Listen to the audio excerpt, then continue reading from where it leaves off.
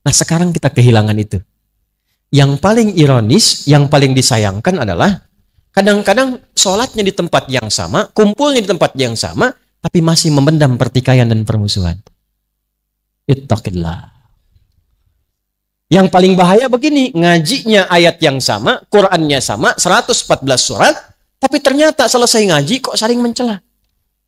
Saling bermusuhan. Sehingga alih-alih menjadi kuat, alih-alih saling mengisi, alih-alih saling ibadah, yang terjadi apa? Terpecah belah.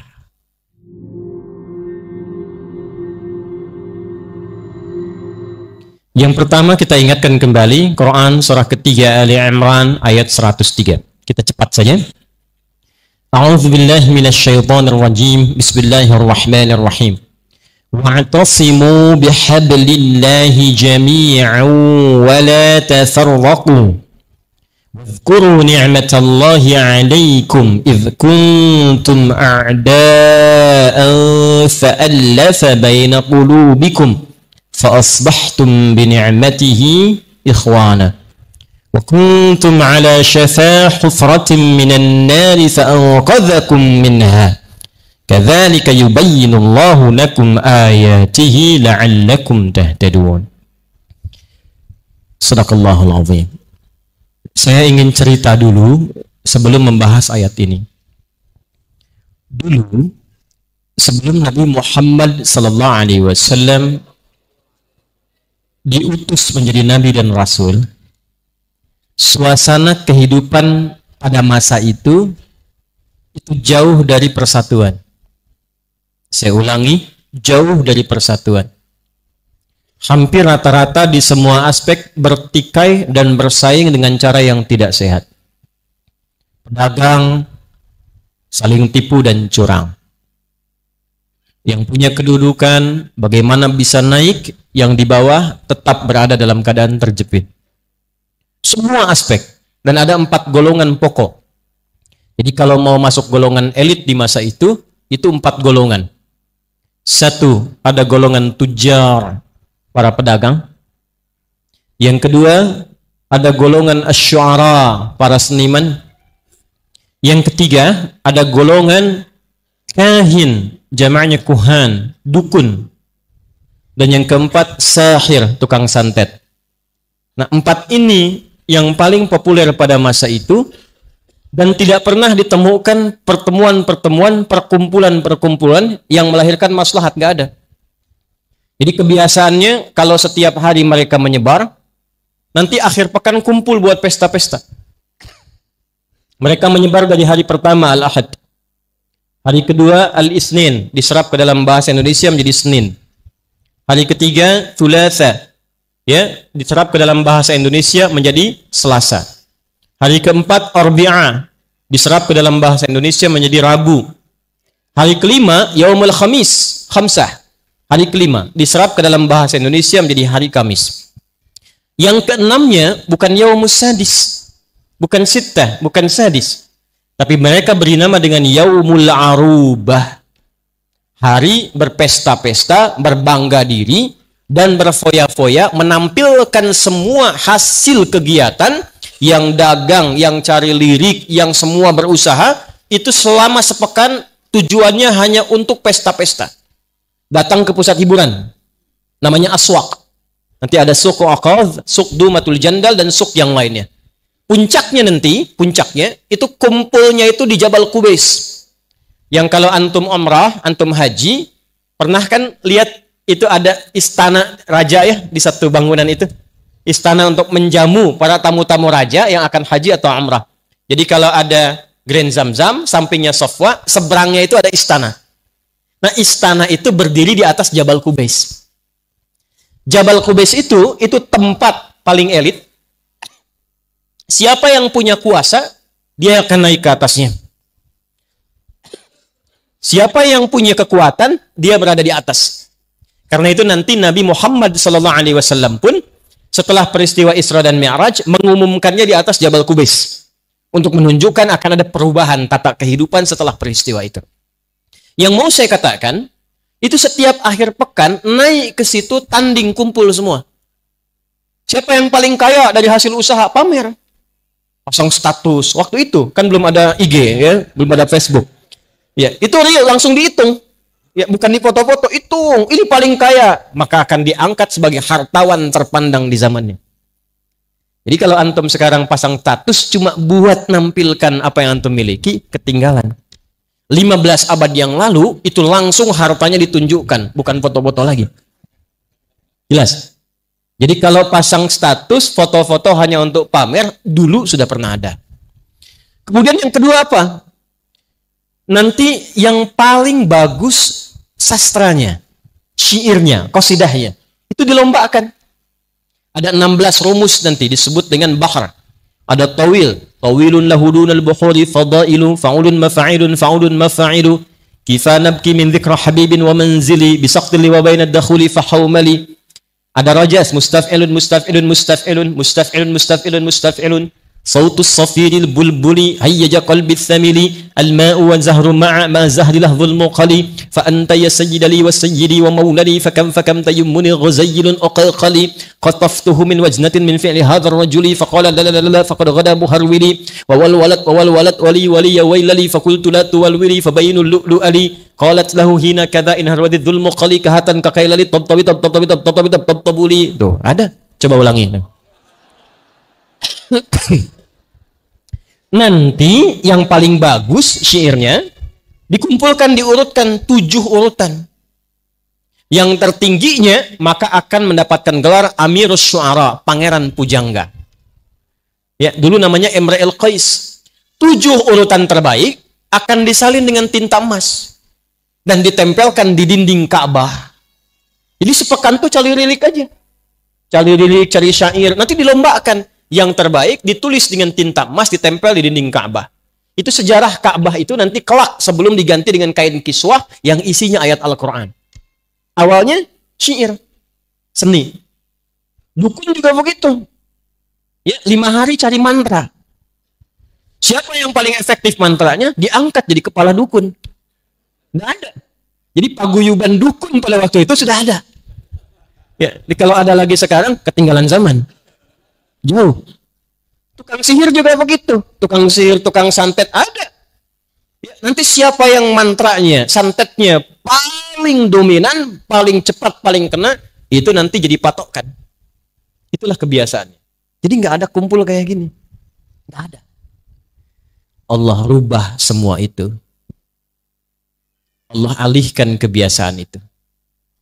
Yang saling menyakiti, yang tampil paling hebat, menyakiti yang rendah, munculnya perbudakan dan segala rupa, diturunkan risalah kepada Nabi Muhammad SAW. Allah tidak berikan tongkatnya Musa alaihissalam, bukan mu'jizatnya Nabi Isa alaihissalam, tapi Allah turunkan Al-Quran untuk merubah keadaan masyarakat pada waktu itu. Dan hebatnya bukan hanya merubah mereka, tapi menyatukan mereka dalam semua nilai-nilai kebaikan. Pasca diterangkan oleh Nabi SAW Quran itu, maka apa yang terjadi? Yang tadinya maaf, tidak saling kenal, sekarang saling kenal. Yang tadinya acuh tak acuh, sekarang saling sapa. Yang tadinya saling menzalimi, sekarang saling membantu. Dan hebatnya, yang tadinya cuma kumpul-kumpul untuk pamer setiap akhir pekan. Jadi kalau antum kerja, berangkat gelap, pulang gelap, hasilnya hanya untuk dipakai foya-foya, hanya untuk liburan akhir pekan dan bermaksiat, hanya untuk menunjukkan saya punya harta, itu udah keduluan sama orang-orang jahiliyah. Sudah ada dulu. Nah, ketika Allah turunkan Al-Quran, dirubah sifatnya. Yang tadinya arubah, dirubah langsung namanya menjadi Jum'ah. Menjadi apa? Jumu'ah. Ini asalnya ibadah Jumat. Jadi nama Jumat ini asalnya untuk merubah keadaan jahiliyah tadi menjadi keadaan hidup yang lebih baik dan berkah. Maka turunlah Quran surah ke-62 Al-Jumu'ah itu, khususnya di ayat 9 sampai dengan 11. Ya ayyuhalladzina amanu idza nudiya lis-salati min yaumil jumu'ati fas'au ila dzikrillah. Perhatikan. Allah satukan dengan iman. Makanya turun ayat innamal mu'minuna ikhwah. Semua orang yang telah beriman itu saudara. Yang paling menarik begini, ayat yang turun untuk menegaskan, yang tadinya tercabik-cabik, yang jauh disadarkan. Satu ayat saja. Sepanjang kalian sudah beriman, kalian saudara, kata Allah. Setelah itu dikumpulkan. Kalau sudah beriman, pola hidupnya mesti berubah. Pekerjaan mesti tertata. Turun ayat membimbing. Begini cara bangun tidur. Begini cara menyusun pekerjaan. Begini cara bekerja. Begini cara dagang. Begini cara mencari kedudukan. Begini cara belajar. Setelah itu, muncullah setiap pekan dikumpulkan. Bukan di tempat-tempat pesta lagi. Dikumpulkan di masjid dengan sifat Jum'ah dari kata al-jam'u. Punya 3 makna. Duduk. Kenali siapa yang duduk. 2. Yang ketiga, saling mengisi di antara yang duduk. Itulah Jum'ah. Sifat Jum'ah yang cepat disebut jamaah. Jadi setiap hari kita jamaah, setiap pekan Jum'ah. Hebatnya, kalau ibadah harian jamaah, itu yang kumpul paling skala kecil. Ini komplek ini, kalau jamaah kan paling yang dilihat sekomplek ini aja kan. Tapi kalau Jumat, Pak, yang bukan dari sini bisa datang. Sifatnya dirubah. Jamaah dan Jum'ah. Allah tidak menginginkan kalian datang, duduk, dengar khutbah, kadang-kadang ngantuk, bahkan tidur, sholat 2 rakaat dan pulang. Bukan itu. Itu bukan Jumat. Atau jamaah, datang cuma sholat, zikir, pulang. Bukan itu. Tidak ada satu pun yang ke masjid di zaman Nabi, kecuali dia kenal siapa yang duduk di sampingnya. Sampai situ dulu tuh. Dan tidak ada yang datang ke masjid di zaman Nabi, kecuali dia keluar dari masjid selesai urusannya. Pak Najib, yang lapar masuk masjid, pulang kenyang. Zaman Nabi, zaman Nabi. Datang haus, pulang hilang dahaga. Yang hebat begini, datang tak ada pekerjaan, pulang punya pekerjaan. Gak cukup dengan amin, kita lihat dulu deh. Ya. Datang sakit, pulang sehat. Jadi masjid itu solusi di zaman Nabi, menyatukan. Nah itulah sifatnya jamaah, pekanannya disebut dengan Jum'ah. Siapa yang menyatukan itu? Allah. Lewat apa? Diikat. Jadi kalau tahu sapu nggak, sapu lidi? Kalau sapu lidi satu-satu bisa nggak untuk digunakan menyapu? Bisa, cuma lama Cepi. Cepi itu cepat pikirkan, bukan nama orang ya. Sama, lama satu-satu. Tapi kalau kita ikat jadi satu, lebih kuat atau lemah? Mudah digunakan menyapu atau tidak? Mudah. Biasanya kalau mau diikat harus pakai apa? Tali. Tali itu bahasa Arabnya hablun namanya. Maka ketika orang-orang sudah beriman, Allah katakan, "Hei, wa'tasimu bihablillahi jami'a." Dulu kalian terpecah saat di jahiliyah. Dulu kalian nggak saling kenal. Dulu kalian saling menindak. Dulu kalian saling melukai. Setelah masuk Islam, yang mencaci saling mencintai. Yang memukul saling merangkul. Yang mengancam tiba-tiba saling menyenangi dalam nilai-nilai kebaikan. Dan itu dibiasakan. Yang hebatnya begini. Teman-teman pernah dengar hadis tahiyatul masjid tidak? Kalau masuk masjid mau etikaf duduk, itu sholat dulu, sholat apa namanya? Berapa rakaat? Baik, perhatikan baik-baik. Asal tahiyatul masjid itu bukan hanya menghormati masjid, tapi juga mengenalkan siapa jamaah yang datang. Asalnya begini, ada seorang pemuda, namanya Sulaik, dari Gotofan. Maka disebut Sulaik al-Gotofani. Biasanya dimunculkan kalau ujungnya ada i, itu untuk menunjukkan daerah. Dia bukan orang situ. Seperti Imam Al-Bukhari, pernah dengar? Nah, nama aslinya bukan Bukhari, nama aslinya Muhammad. Bapaknya Ismail. Kakeknya Ibrahim, kakek buyutnya Al-Mughirah, yang buyutnya Al-Bardizbah. Tinggal di Kecamatan Ju'fah, Kabupaten Bukhara, Provinsi Khorasan, negara Uzbekistan sekarang. Karena beliau datang ke Arab memperkenalkan, saya bukan orang sini, saya dari Bukhara. Maka tambahkan al di depannya, ujungnya i. Ana al-Bukhari. Palembang mesti bangga. Zaman dulu ada seorang syekh besar dari Palembang. Jadi mufti di Masjidil Haram. Namanya sama dengan ustadz kita, sahabat kami itu, Ustadz Abdus Somad. Namanya Syekh Abdus Somad Al-Palembangi. Itu. Betul. Betul. Sama, dulu ada dari Padang ada. Syekh Yasin Al-Padangi. Itu musnid dunia gelarnya. Orang yang hafal hadis paling tinggi sedunia dengan sanadnya, bukan cuma isinya, tapi dari siapa, dari siapa, dari siapa sampai ke Rasulullah SAW. Itu mufti besarnya orang Padang, namanya Syekh Yasin Al-Padangi. Nanti ahli di bidang fikihnya ada lagi. Ya, siapa dia? Syekh Nawawi. Dari mana? Banten. Dikenal Syekh Nawawi Al-Banten. Di antara murid populernya 3.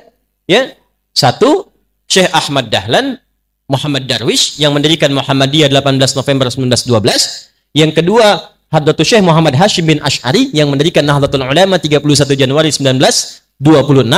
Ya. Kemudian ada satu lagi tuh. Yang dari Banten, dari Caringin, namanya Buya Asnawi. Dan 3-tiganya kompak pulang ke Nusantara jadi ulama hebat. Ya, tapi diawalkan pakai al, ujungnya i menunjukkan daerah. Itu sampai sekarang masih berlaku. Ya. Jadi kalau Pak Najib mau umrah, boleh. Ana Najib al Palembangi al Jalan Bang Rayai.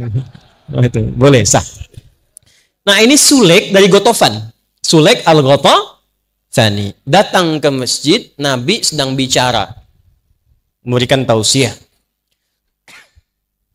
Tiba-tiba langsung duduk. Maka Nabi berkata begini, qala Rasulullah sallallahu alaihi wasallam, atau kama qala, "Idza dakhala ahadukumul masjida fala yajlis hatta yusalli rak'atain." Kalau ada di antara Anda, Allahu Akbar, Nabi kita terlembutnya, tidak pernah menyakiti kata-katanya itu. Sallu ala Nabi. Sudah tahu, yang nggak tahu itu sulit, tapi Nabi bikin kalimatnya umum supaya tidak menyakiti orangnya. Jika Anda di antara Anda jamaah yang pengen masuk masjid dan duduk i'tikaf walaupun sementara, kata Nabi, jangan langsung duduk tapi sholat dulu 2 rakaat. Orang Madinah sudah pada tahu masuk masjid itu sholat dulu 2 rakaat. Tapi karena ini dari Gotofan, nggak tahu itu. Nabi ingin tunjukkan ini ada saudara kita baru. Bukan dari sini. Coba lihat siapa dia, apa keperluannya. Jangan sampai dia datang tidak menyelesaikan kepulangannya saat pulang. Tidak menyelesaikan keperluannya saat pulang. Makanya viral kisah, orang datang aja lapar, rebutan kok ngasih makanan. Pernah dengar kisah, ada jamaah datang? Ya, kata Nabi, ini ada tamu dengan kita. Siapa yang mau menjamu? Semua angkat tangan, Pak. Semua. Dan nggak ada beda. Yang cukup, yang dipandang miskin, yang disebut kaya, semua angkat tangan. Dan qadarullah, yang angkat tangan pertama itu yang hidupnya tuh sederhana. Bahkan rumahnya itu kurang lebih RS7 lah. Ya. Ruangan sangat sempit sekali sehingga selonjoran saja susah. Gitu. Sisa makanannya itu cuma beberapa sendok untuk anaknya. Yang hidup di situ suami, istri, anak. Tapi dengan kebanggaan angkat tangan. Saya akan menjamu ya Rasulullah. Yang lain angkat, keduluan beliau. Kata Nabi, si fulan yang menjamu. Pulang ke rumah begitu datang, istriku, kita punya kabar gembira. Kabar gembira. Jadi melihat pahala itu peluang. Jadi dalam bayangan mereka itu karena mereka merasa punya Allah dan yakin akan meninggal. Jadi yang ditatap itu setiap amal soleh peluang untuk bertemu Allah nih, peluang cari bekal nih. Mereka sudah merasa rezeki itu diatur, rezeki sudah teratur, ngapain kita susah-susah?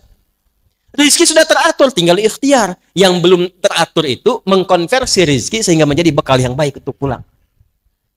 Maka apa yang terjadi? Ini peluang nih.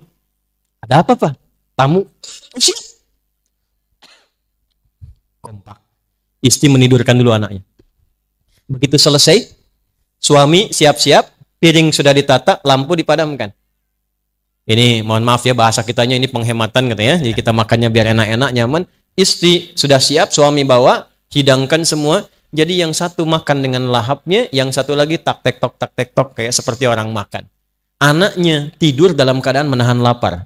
Ditidurkan oleh ibunya dalam keadaan menahan lapar. Besoknya begitu selesai tamunya kenyang pulang. Dia nggak tahu yang menjamu itu pun tidur semua dalam keadaan lapar. Tapi mereka kenyang dengan ridha Allah subhanahu wa ta'ala. Makanya sedikit makan tuh kalau ibadahnya banyak. Makan minum tuh sedikit. Coba saat puasa. Nafsu banyak, ibadahnya banyak. Begitu nafsu kalah, amal solehnya muncul. Minum yang kita harapkan banyak, jus ini, jus itu. Seteguk teh manis kenyang. Ya? Maka apa yang terjadi? Turunlah Quran surah 59 ayat 9 sampai 10 itu. Wa yu'thiruna 'ala anfusihim walau kana bihim khasasah. Dipuji langsung oleh Allah.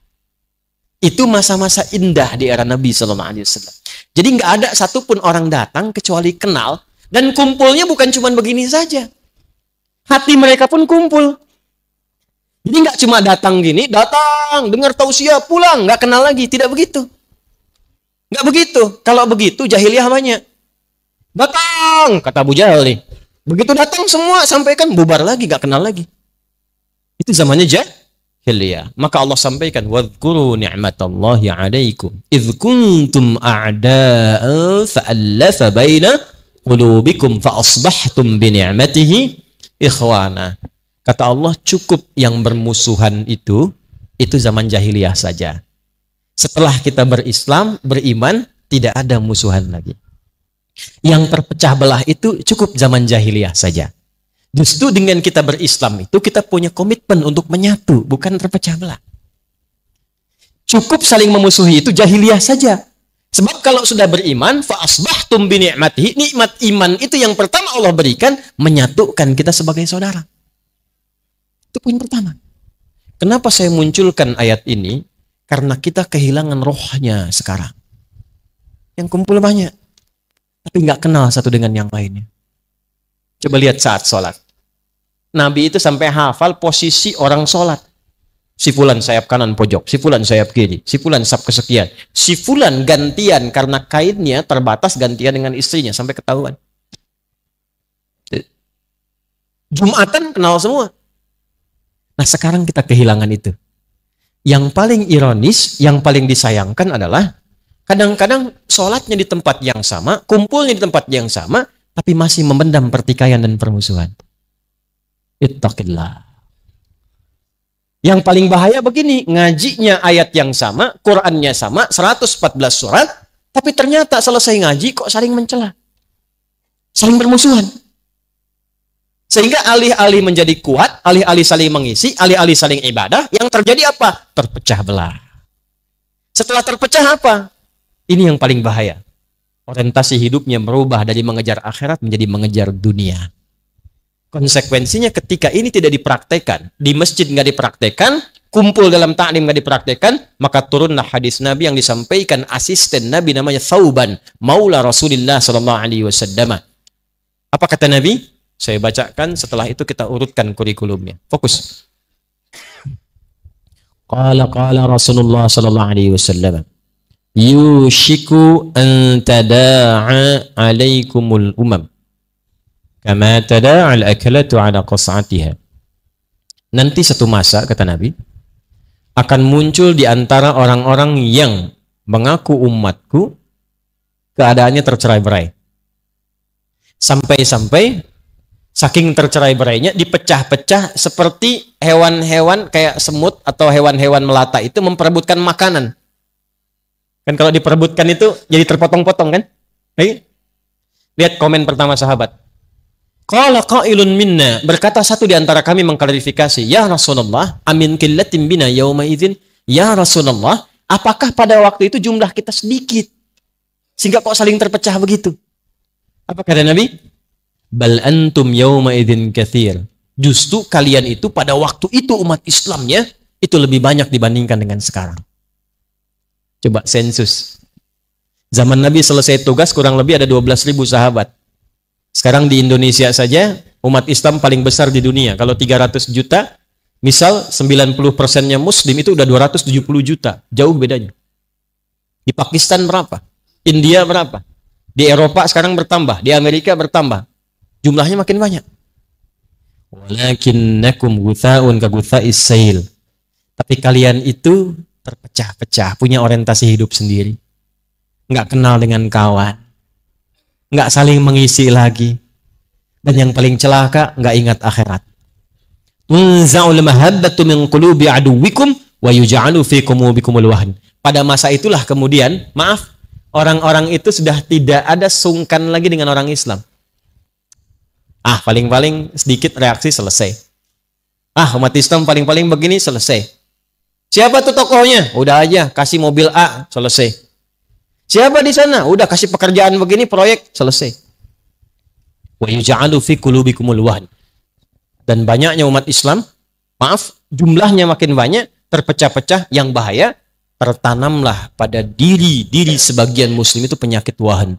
Ini inti materi kita yang akan kita bahas pada malam hari ini.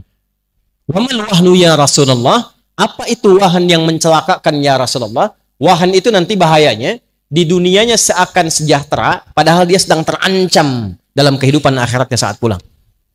Apa itu? Hubbud dunya wa karahiyatul maut. Hubbud dunya wa karahiyatul maut.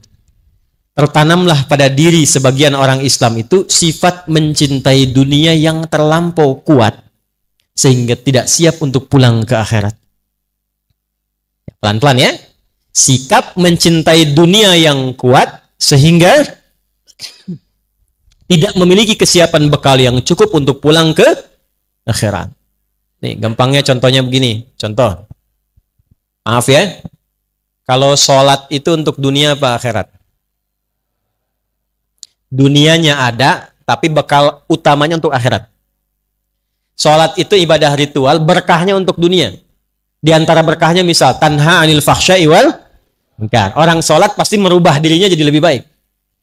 Yang kedua, orang sholat akan lebih tenang hatinya. Itu berkahnya. Tapi manfaat sholat yang paling hakiki itu adalah persiapan bekal untuk pulang. Itu yang saat kita selesai sholat dituliskan pahalanya. Baru niat dituliskan pahalanya. 10 kebaikan. 27 derajat. Itu yang dimaksud 10, 27 itu apa? Itu bekal untuk pulang. Karena yang antum pakai sekarang, bajunya, pecinya, mukena ibu-ibu yang sekarang pakai, itu semua nggak dibawa ke akhirat. Ke alam kubur aja nggak dipakai. Selesai semua dunia. Yang dibawa pulang hasil dari sholatnya. Itu yang disebut pahala oleh kita. Nah cuman nanti kata Nabi ada satu masa orang nggak ingat pulang. Jadi yang dicari dunia semua. Contoh gampangnya begini. Anda pilih mana kalau sedang ada Jumatan, Anda ditawari pekerjaan, gajinya 100 juta per bulan, tapi harus meninggalkan Jumat. Pilih mana? 100 juta tidak Jumatan atau 100.000 Jumatan?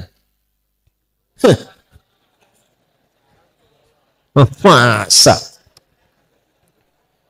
Sekarang ada kok orang jadi kasir di toko aja ninggalin Jumatan? Coba lihat.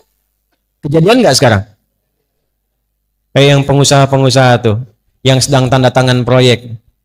Saya tanya tuh, ada proyek nilainya 150 miliar, ditanda tangan pas waktu Jumat. Saya tanya, kejar proyek atau akhirat?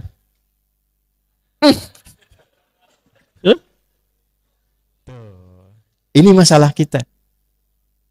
Kan tadi sudah kita sadar, dunia itu sudah terukur. Semua sudah diatur.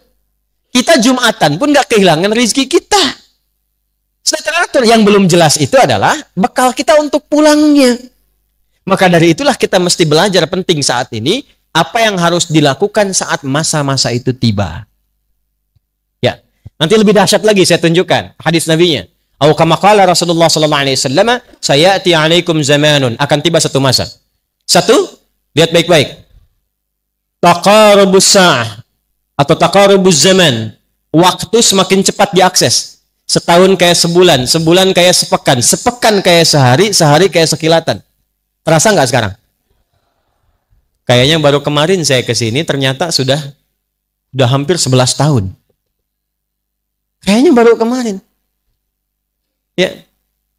Yang kedua, saat waktu itu tiba, taqarubul aswaq, pasar bisnis mudah diakses.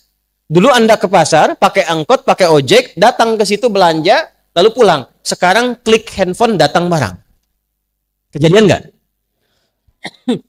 Tapi saat masa itu tiba, kata Nabi, perhatikan, yantashirul kadzib dan tashirul fitan. Fitnahnya makin banyak, manipulasinya makin banyak, maksiatnya makin banyak.